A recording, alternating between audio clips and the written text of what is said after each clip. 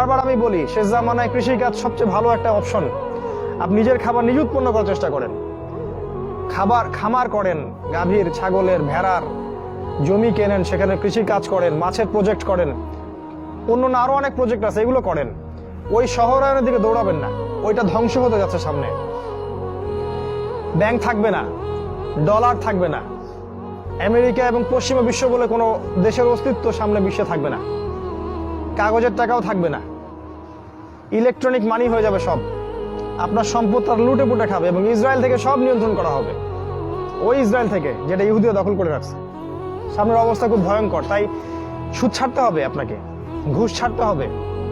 আমাদের গভর্নমেন্টের সবচেয়ে বড় সমস্যা কি জানেন? মানে আমাদের এই সেকুলার দেশগুলোর যে রাষ্ট্রপ্রধান যারা হয়, সে যে দলেরই হোক না কেন, সবচেয়ে বড় সমস্যা হচ্ছে দুর্নীতি। সবচেয়ে মেজর সমস্যা। প্রতিটা সেক্টরে যাবেন, করাপশন।